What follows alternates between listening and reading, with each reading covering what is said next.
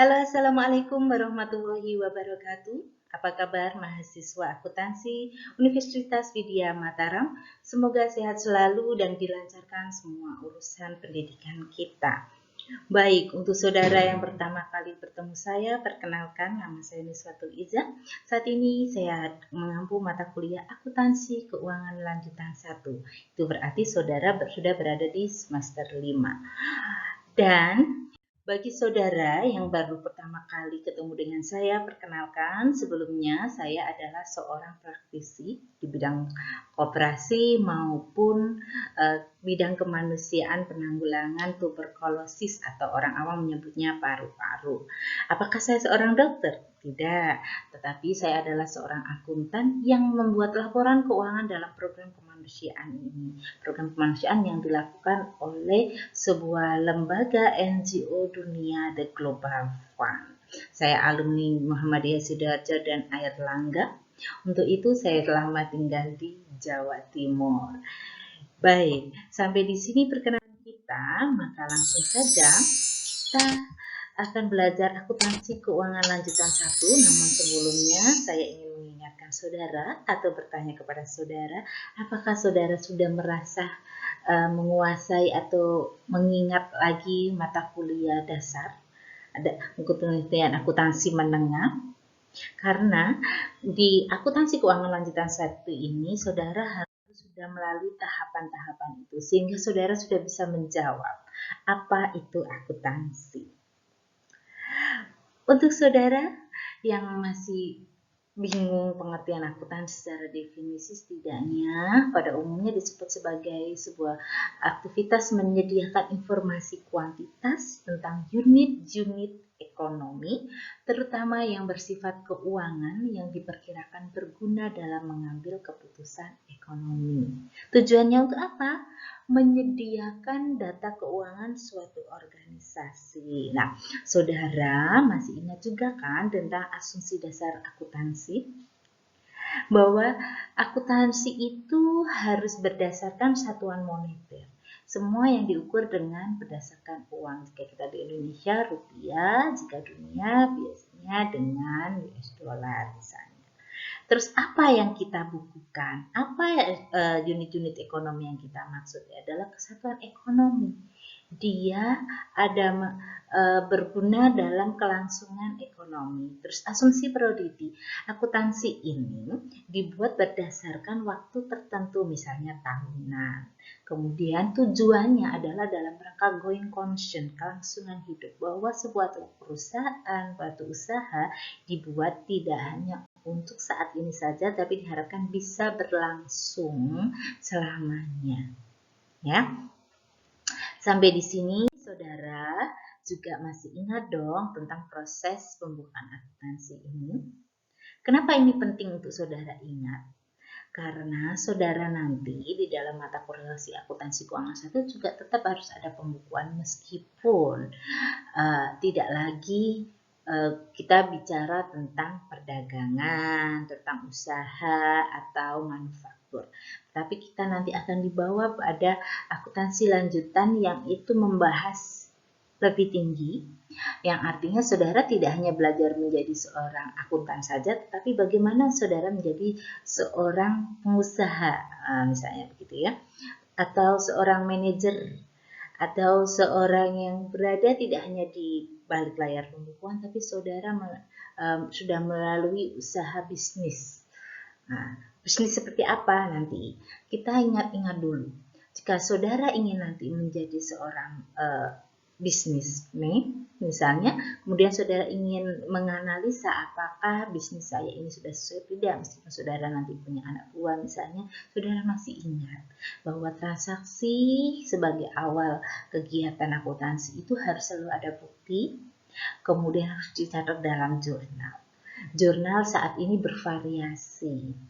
Tidak hanya kemudian manual menggunakan Excel seperti jurnal T atau jurnal saldo berjalan saja.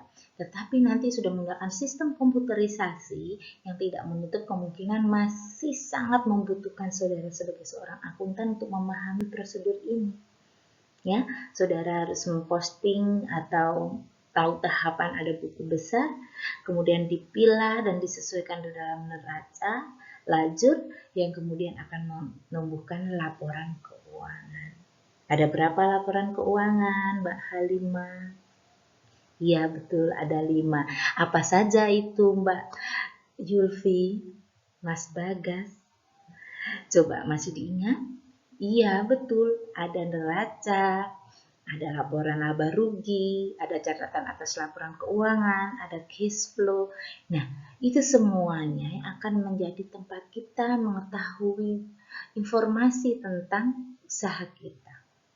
Jenis usahanya apa saja itu akan dipelajari di mata kuliah akuntansi keuangan lanjutan 1 ini. Sudah siap? Kalau sudah siap, silakan Mas Saiful kita lanjutkan mata kuliah kita dengan mengingat-ingat persamaan akuntansi. Jika selama ini Mas Saiful belajar tentang aktiva sama dengan ekuitas pemilik, maka pertanyaannya, haruskah pada awal pendirian entitas itu sebuah usaha harus memiliki aset dan pendanaannya berasal dari utang atau ekuitas itu sendiri? Pertanyaan yang kedua, mungkinkah sebuah entitas itu memiliki biaya dan atau pendapatan pada awal berdirinya? Gimana Mas Denny? Mau membantu menjawab? Kalau Mas Denny dan Mas Saiful mau menjawab, boleh nanti jawabnya di komen atau di kelas Google Classroom, nanti kita diskusikan lebih lanjut. Nah, kalau kita masih mengingat tentang persamaan double entry bookkeeping, ya, yang selama ini oleh Bapak akuntansi kita, Lukas Pasievali menyatakan bahwa aset sama dengan utang plus modal, maka di masa kini atau sekarang ini aset itu juga bisa diawali aset dan biaya, maksud saya ya. Di sisi sebelah kita itu aset dan biaya sama dengan utang plus ekuitas plus pendapatan. Ya. Kenapa ada pendapatan? Gitu ya. Tidak selamanya suatu usaha diawali dengan utang, atau tidak selamanya pembukuan itu harus diselisih dengan kekayaan, tetapi dari pendapatan.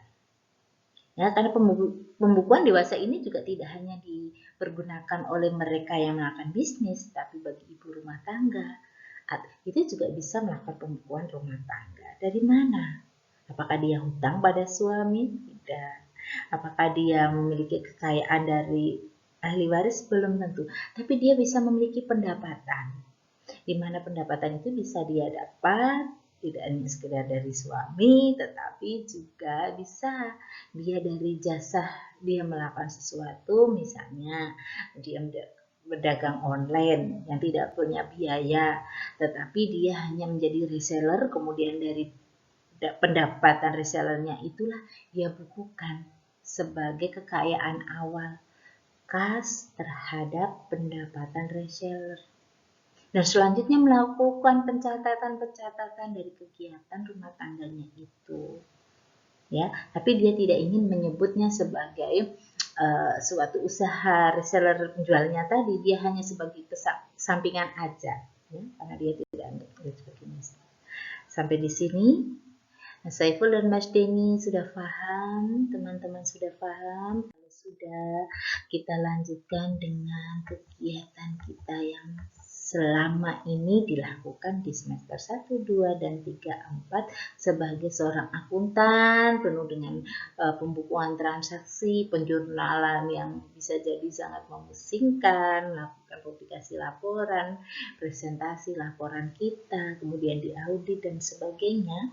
Maka nanti kita tidak hanya melakukan itu. Setelah kita melalui tahapan di mata kuliah akuntansi menengah tentang konsep dasar laporan akuntansi, proses akuntansi, langkah-langkah menyusun laporan seperti gambar tadi, kita juga bisa membedakan kas dan investasi jangka pendek, kita bisa melakukan tagihan, persediaan barang, utang jangka panjang, penanaman modal, aktiva tetap dan tidak tetap, utang jangka panjang serta modal.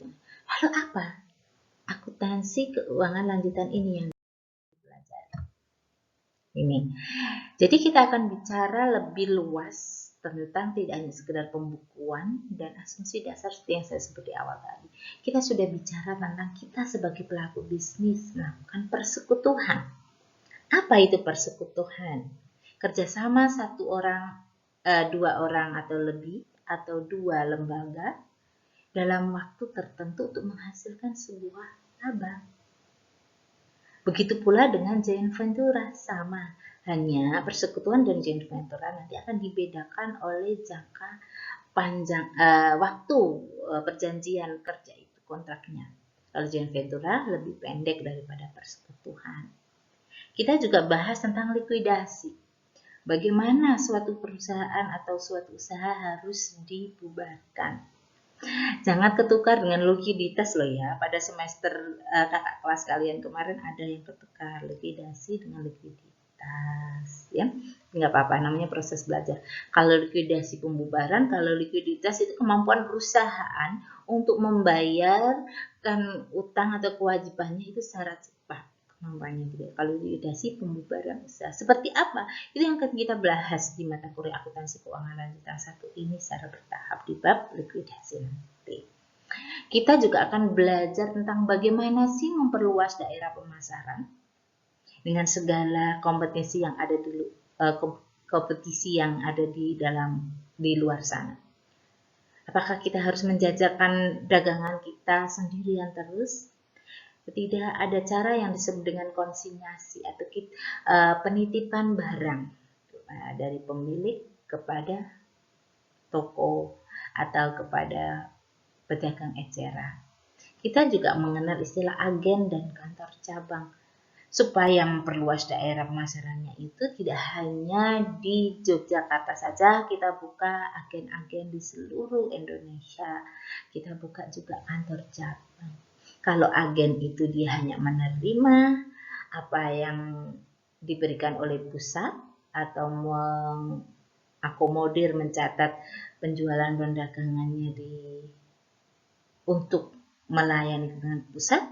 Sementara kantor cabang dia juga punya hak untuk melakukan transaksi yang di luar perintah dari pusat, misalnya begitu. Bagaimana pembukuannya konsinyasi ini? Siapa saja yang diperankan? Terus bagaimana agen dan kantor cabang ini akan melakukan pembukuan? Itu kita pelajari di akuntansi keuangan lanjutan 1 ini. Itu sebabnya kenapa tadi di awal saya berikan untuk mengingat lagi mata kuliah akuntansi dasar, khususnya proses akuntansi. Karena disitulah identitas kita sebagai seorang akuntan jangan pernah sampai lupa. Sampai akhir pun nanti nggak ada alasan untuk menyatakan, oh itu proses akuntansi dipelajari di semester 1 sehingga kita menyatakan lupa. Nanti kalau sudah jadi sarjana sudah sangat lupa. Nah, ini selain tantangan zaman nanti yang kita juga nanti lawan kita tidak hanya sesama akuntan tapi juga orang di bidang IT, bidang sistem yang membuat program-program sistem keuangan yang itu kita juga harusnya mempunyai sebuah identitas atau ilmu lebih yang tidak bisa dimiliki oleh mereka yang bukan akuntan, lebih-lebih yang tidak bisa diwakilkan oleh robot atau komputer. Ya, jadi itu harus selalu dipelajari. Kita juga di akuntansi keuangan lanjutan ini akan bicara tentang masalah-masalah khusus dan kejadian masa kini berdasarkan IFRS. Kemudian ada kombinasi bisnis dan akuntansinya bagaimana. Laporan keuangan konsolidasi dari cabang dengan cabang ke pusat atau di pusat dari divisi 1 dengan yang lainnya bagaimana. Kertas kerja konsolidasi wujudnya seperti apa. Nah, kita akan praktekkan, kita akan simulasikan pembuatan laporan konsolidasi ini tidak hanya sekali tapi sampai 2 kali pertemuan. Bagaimana Bu? Ini kan kuliah daring, nanti ada formnya.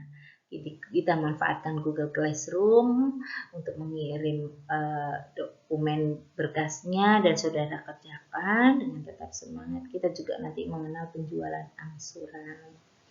Di AKL 2 itu nanti ada valuta asing, enderim dan lain-lain, yang itu saudara dari hal terdekat kita ini kita pelajari dulu di AKL 1. Sampai di sini, apakah memori saudara masih ingat dengan akuntansi dasarnya? Saya ulang lagi. Jika saudara sudah merasa memiliki akuntansi ini, sudah merasa jiwa-jiwa saudara sebagai seorang akuntan, kemudian saudara ditingkatkan di akuntansi keuangan lanjutan I1 ini dengan saudara berperan menjadi seorang yang tidak hanya membuat pembukuan tugasnya, tetapi melakukan transaksi bisnis, persekutuan dan joint venture. Nanti di sana saudara akan mengenal istilah managing partner, saudara akan mengerti bagaimana cara mengelola pembagian hasil dari persekutuan itu. Jika menjadi managing partner, dia akan berperannya lebih banyak daripada mereka yang hanya memberikan modal untuk kerjasama persekutuan ini. Contoh-contoh persekutuan dan joint venture, gitu ya, itu ada semuanya di akuntansi keuangan lanjutan 1 ini. Untuk itu selamat belajar. Nanti bukunya silapi lebih lengkapnya akan saya kirimkan. Jika ada pertanyaan dan perlu didiskusikan di awal pertemuan ini, kami persilahkan untuk komen. Misalnya masih bingung, Bu, ini akuntansi kok banyak sekali tingkatan atau jenjangnya. Ada akuntansi dasar, ada akuntansi menengah, ada akuntansi lanjutan. Nah, itulah hal-hal yang harus kita pelajari dan semoga bermanfaat. Sampai jumpa dan selamat belajar. Semoga nanti cita-cita saudara menjadi seorang sarjana akuntansi, sarjana ekonomi terkabulkan dengan lancar dan tetap semangat belajar meski di masa pandemi ini. Sampai jumpa. Assalamualaikum warahmatullahi wabarakatuh.